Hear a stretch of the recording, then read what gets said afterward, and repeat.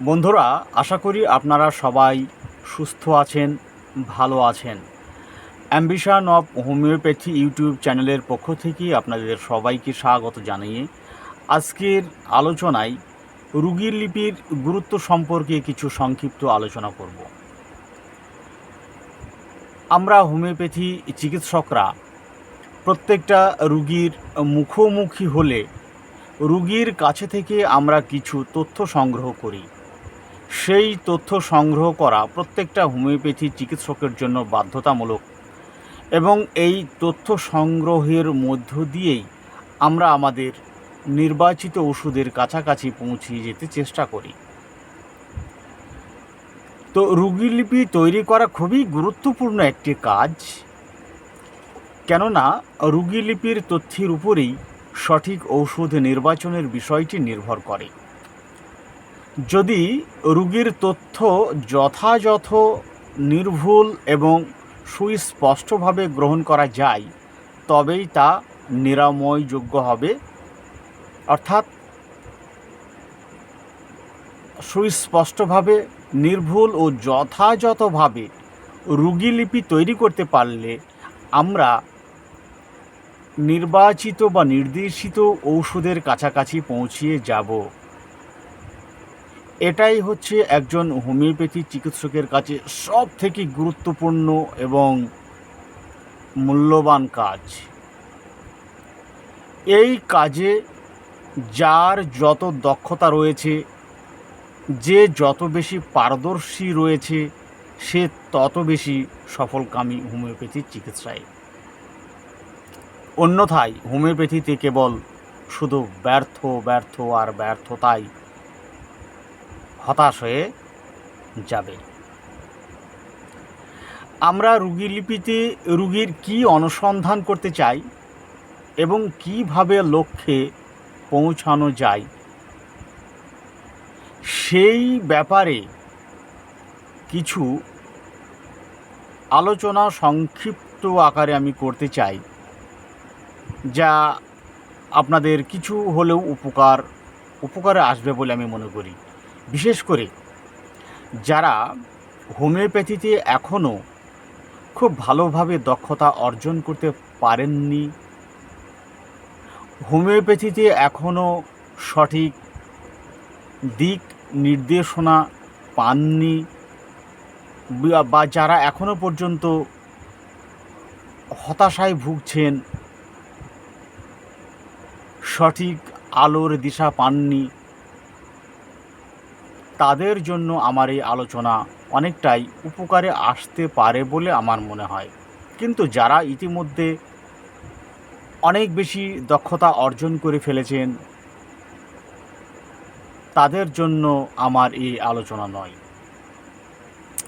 রোগী লিপি হতে হবে সংক্ষিপ্ত এবং অর্থবহ। মাথা থেকে পায়ের নখ পর্যন্ত সমস্ত অঙ্গ ধরে ধরে কিছু তথ্য সংগ্রহ করার নামেই লক্ষণ সংগ্রহ বা রোগী লিপি নয়। সঠিক নির্দেশিত ঔষধ বাছাই করার জন্য প্রয়োজন নির্ভরযোগ্য তথ্য। এই নির্ভরযোগ্য তথ্যটা কি? কোনো অঙ্গ বা কোনো রোগ নয়, বিবেচনা করতে হবে মানুষকে। বিবেচনা করতে হবে মানুষকে, কোনো অঙ্গ বা কোনো রোগকে নয়। অর্থাৎ রোগী লিপি তৈরির সবটুকু সময় সমস্যায় জর্জরিত মানুষটিকে বুঝতে সময় দিতে হবে বা বুঝতে সময় ব্যয় করতে হবে। মানুষটা কি? এটা যে চিকিৎসিত হবে তার বিশেষ স্বতন্ত্র ছাড়া আর কিছু নয়। মানুষই হচ্ছে মন, মনই হচ্ছে মানুষ, মানুষই হচ্ছে পেশেন্ট। বৈজ্ঞানিক ও যুক্তিভিত্তিক তথ্যসমূহ যা রোগীর স্বাতন্ত্র্য অর্থাৎ ইন্ডিভিজুয়ালিটি প্রতিষ্ঠা করে।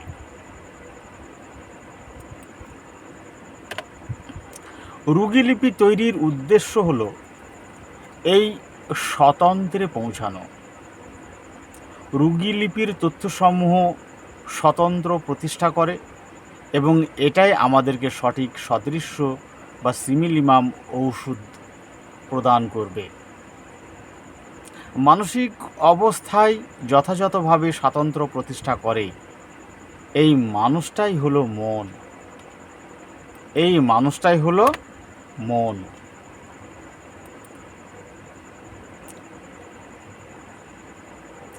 এই মানসিক অবস্থা অনুধাবন করা এত সহজ কাজ নয়। এমনকি পেশায় যথেষ্ট অভিজ্ঞ ব্যক্তিও বিভ্রান্ত হতে পারেন।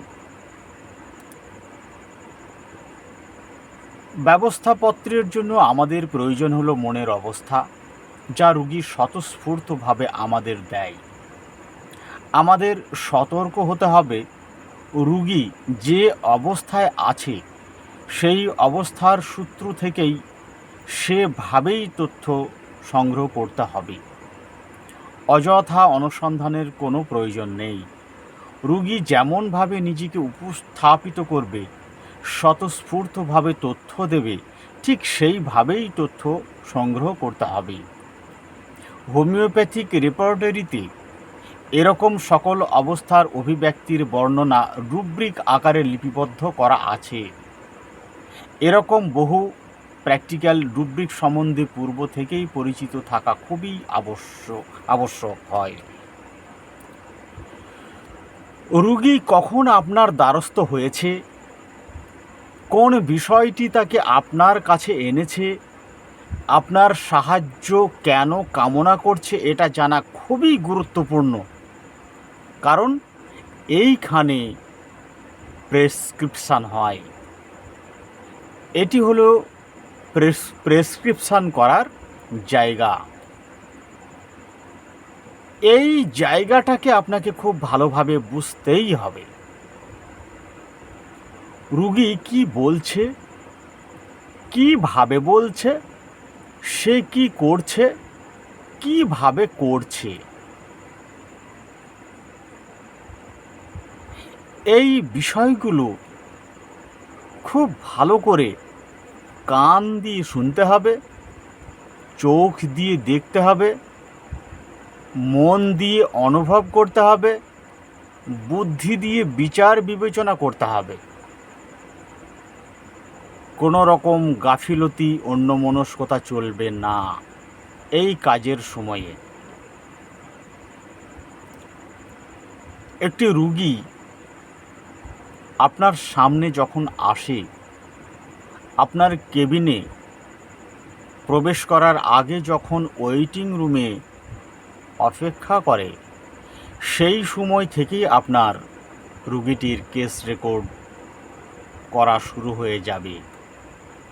তারপরে যখন কেবিনে ঢুকছে, তখন কিভাবে ঢুকলো, কিভাবে বসলো, কখন বলা শুরু করলো, তার গলার টোন কেমন ছিল, বলার সময় তার অঙ্গভঙ্গি কেমন ছিল, তার চাহনি কেমন, সে যে কথাটা বলছে সেই কথার অর্থ কী, তার তাকানোর অর্থ কী, তার যে চাহনি সেই চাহনির প্রকৃতপক্ষে অর্থ কী হতে পারে, সে যে টোনে কথা বলছে তা দ্বারা কী প্রকাশ পাচ্ছে, সে যে পোশাক পরিধান করে এসেছে সেটাকেও নজরে রাখতে হবে। সে কেমন ভঙ্গিমাতে কথা বলছে তা বোঝার চেষ্টা করতে হবে। কেন এই কথাটা বলছে সেটাকে বোঝার চেষ্টা করতে হবে।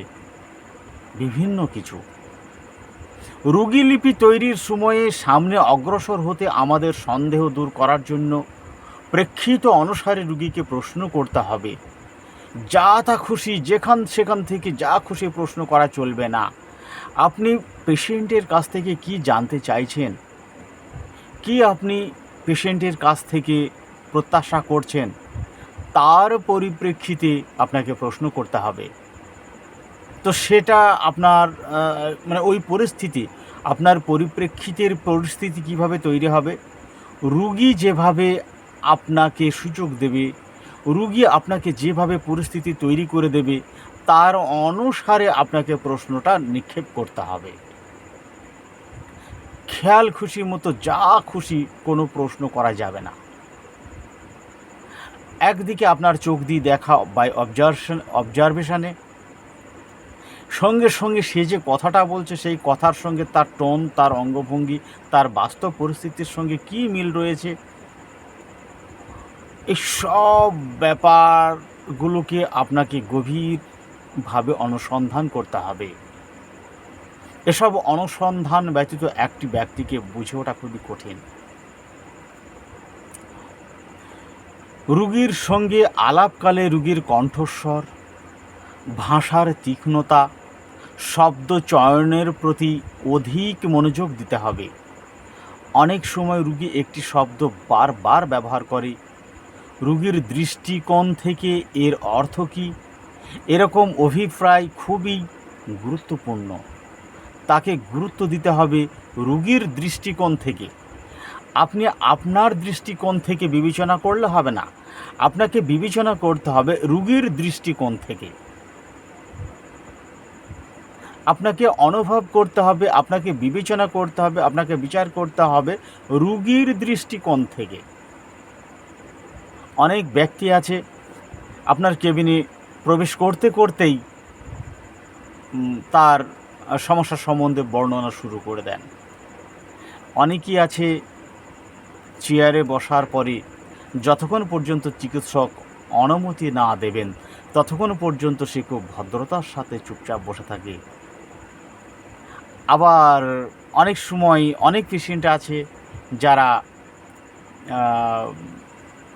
চেয়ারে বসে সঙ্গে সঙ্গে বলা শুরু করে দেন। অনেকেই আছেন যারা কথা বলতে বলতে কেঁদে ফেলেন, বিভিন্ন কিছু আর কি। রোগীর মধ্যে আমরা যা কিছু দেখতে পাবো, এমনকি রোগীর শরীরে কতটা শক্তি রয়েছে, এখন আজীবন তার কাঠামো অনুসারে সে শক্তিশালী না দুর্বল মানুষ, সেগুলো পর্যন্ত আপনাকে লক্ষ্য রাখতে হবে। কথা বলার সময় তার দৃষ্টি কোন দিকে থাকছে, তার চাহনি দ্বারা কি প্রকাশ পাচ্ছে, তার মুখ চেহারার দ্বারা কি প্রকাশ পাচ্ছে, এই সমস্ত বিষয়গুলোকে আপনাকে নিখুঁতভাবে পর্যবেক্ষণ করতে হবে, অনুধাবন করতে হবে, অনুসন্ধান করতে হবে, তার অর্থ আবিষ্কার করতে হবে। তারপরে ব্যক্তিকে নির্বাচন করা যাবে। তাছাড়া এত সহজে একটি ব্যক্তিকে নির্বাচন করা বা আবিষ্কার করা সম্ভব নয়।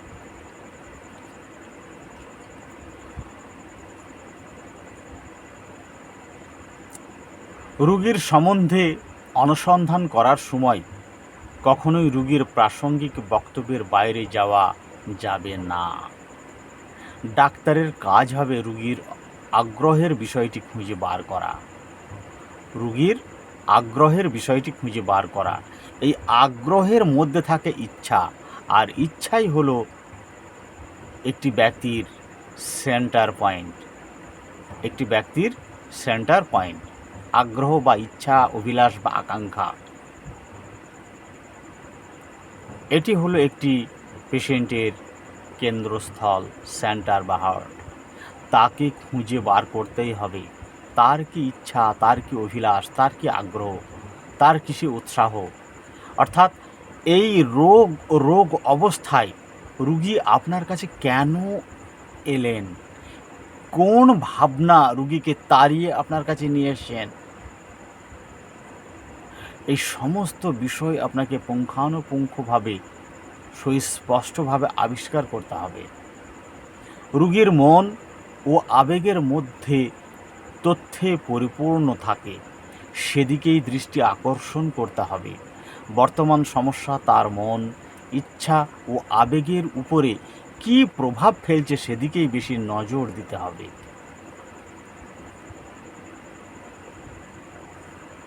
এইগুলোর পাশাপাশি এটা গেল রোগ অবস্থায়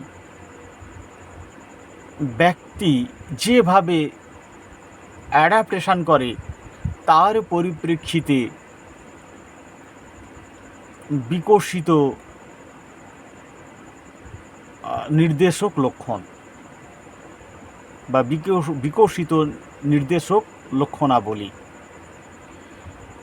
এর পাশাপাশি আপনাকে আরেকটি জিনিস খুঁজে আবিষ্কার করতে হবে, তা হচ্ছে সুস্থ অবস্থায় ব্যক্তির স্বভাব বৈশিষ্ট্য কেমন, অর্থাৎ নেচারটা কেমন, তার আচার ব্যবহার কেমন, সে যে পরিবারে বাস করছে বা যে পরিবেশে বাস করছে বা যে পরিবেশে সে কাজ করছে, সেই পরিবার, পরিবেশ বা পরিস্থিতিতে তার মানসিক অবস্থা কেমন রয়েছে, সবার সঙ্গে তার মানসিকতা কেমন রয়েছে, তার মন মেজাজ কেমন রয়েছে, সেখানে তার উৎসাহ, আগ্রহ, ইচ্ছা, অনিচ্ছা, ভালো লাগা, না লাগা, এই বিভিন্ন বিষয়গুলো সম্বন্ধে খোঁজ খবর নিয়ে দেখতে হবে। এই ইন্টারপার্সোনাল রিলেশনশিপের মধ্যে থেকে আমরা অনেক সময় একটা ব্যক্তিত্বকে খুঁজে বার করতে সমর্থ হই। অনেক সময় দেখা যায় যে ধাতুগত ঔষধ নির্বাচন করার ক্ষেত্রে দুটো জায়গাকেই খুব ভালোভাবে আবিষ্কার করার প্রয়োজন হয়। একটি হচ্ছে অসুস্থ অবস্থায় তার যে অ্যাডাপ্টেশন রয়েছে বা অভিব্যক্তি রয়েছে, সেই একটা দিক। আরেকটি হচ্ছে তার স্বভাব, চরিত্র, বৈশিষ্ট্য ইত্যাদি। এই দুটো অবস্থার সঙ্গে যখন লিঙ্ক করা যাবে এবং মিলে যাবে, তখন জানতে হবে যে তার নির্বাচিত ওষুধটি অবশ্যই ধাতুগত বা কনস্টিটিউশনাল হিসাবে নির্বাচিত হয়েছে।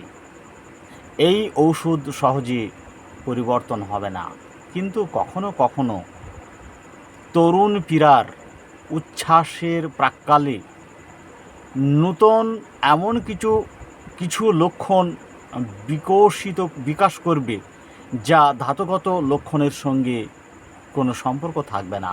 তখন ধাতুগত লক্ষণের দ্বারা নির্দেশিত যে মেডিসিনটি প্রয়োগ করা হচ্ছিল তাকে স্থগিত রেখে বর্তমানে তরুণ পীড়ার সঙ্গে যে লক্ষণসমূহ বিকশিত হয়ে থাকে তার পরিপ্রেক্ষিতে একটি নতুন মেডিসিন নির্বাচন করতে হবে, যা কেবলমাত্র তরুণ পীড়ার সঙ্গেই সদৃশ্য থাকে, মানে অধিকাংশ ক্ষেত্রেই তরুণ পীড়ার সঙ্গে সদৃশ্য থাকে, ধাতুগত অবস্থার সঙ্গে সদৃশ্য থাকে না। আর ধাতুগত অবস্থার সঙ্গে যদি সদৃশ্য থাকে, তাহলে বিগত দিনে যদি ওই একই মেডিসিন উচ্চ শক্তির দেওয়া হয়ে থাকে, তাহলে তখন তাকে আর উচ্চ শক্তির ওষুধ না দিয়ে তরুণ অবস্থাতে লো পোটেন্সিতে ওই মেডিসিনটি আরেকবার প্রয়োগ করতে হবে। তাহলেই দেখবেন খুব দ্রুত ওই পরিস্থিতি থেকে রোগী বার হয়ে আসতে সক্ষম হয়েছে। এ বিষয়ে তো প্রচুর আলোচনা হয়েছে। আমার অন্যান্য যে সমস্ত ভিডিও রয়েছে, সেই সব ভিডিওগুলো আপনারা ভালোভাবে শুনতে থাকুন, দেখতে থাকুন, বুঝতে চেষ্টা করুন। তাহলে দেখবেন যে আপনারা আপনাদের প্রশ্নের উত্তরগুলো পেয়ে যাচ্ছেন এবং আত্মবিশ্বাস অনেক বলিষ্ঠভাবে তৈরি হচ্ছে। আমি অতি সংক্ষিপ্তভাবে আজকে কেস টেকিংয়ের গুরুত্ব সম্পর্কে একটি আলোচনা করলাম।